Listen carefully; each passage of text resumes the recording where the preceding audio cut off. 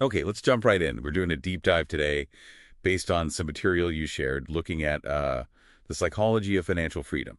It's about way more than just money. Absolutely. And the core idea that jumps out from this material is that financial freedom, it isn't really a number you hit on a spreadsheet. Right. It's framed much more as a journey, self-discovery, getting control, and then, yeah, unlocking your potential.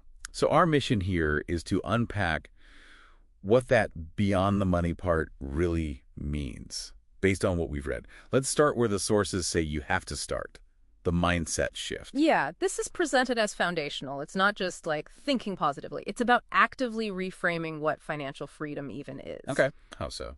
Well, seeing it less as just having cash and more as the freedom that cash gives you. Freedom to choose your work, your time, where you live. Basically, living life on your terms, not dictated by Bill. That's a big shift. And the material also talks about getting away from a scarcity mindset, right? Exactly. And again, it's painted as a conscious effort, a shift towards abundance. This means really believing there's enough, seeing opportunities, and crucially, believing in your own ability to create wealth. Believing you can actually do it. Precisely.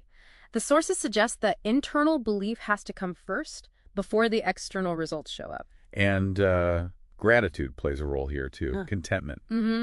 Appreciating what you have now sort of grounds you. It helps you avoid that comparison trap, always looking at what others have, feeling like you're falling short.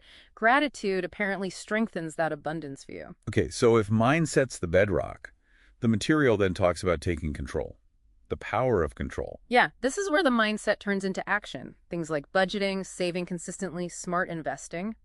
The sources frame these not as boring chores, but as acts of empowerment. Like you're taking the wheel. Exactly. You're in charge. And knowledge is a big part of that building financial literacy, understanding money, markets. That knowledge gives you the power to make good decisions. Makes sense. And another big one mentioned is delayed gratification. Choosing long-term goals over immediate wants. It's tough, sure, but the material calls it transformative for building real freedom. And that ability to delay, it reinforces the control you feel, linking back to the mindset. Perfectly put. It all connects. So you've shifted your mindset, you're exercising control. What does this actually unlock, according to the sources? What are these benefits beyond just, more money? Well, two big freedoms pop up repeatedly. First, time freedom, getting to choose how you spend your hours, passions, family, causes you believe in. Okay. And second, location freedom, being able to work from anywhere or live somewhere because you want to, not just because that's where the job is. So financial freedom becomes a tool to build a more meaningful life, freeing up your time and energy. That's the idea. And the ripple effects on well-being are significant, according to the reading. Less stress and anxiety is a huge one. Financial security brings calm. I could imagine. Relationships often improve too, totally. Money tension is a big strain for many, and, maybe surprisingly, a boost in confidence and self-esteem. Feeling in control financially empowers you to take other risks, dream bigger. Wow. Okay, so it really does go way beyond the dollars. Now, how do the sources suggest people actually start doing this, taking action?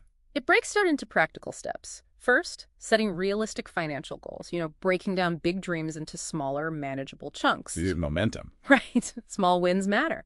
Then, seeking professional guidance is recommended. Advisors can help you navigate complexity, maybe speed things up. And finally, building a support system, connecting with others who are on a similar path. It provides accountability, shared learning. You don't feel like you're doing it all alone.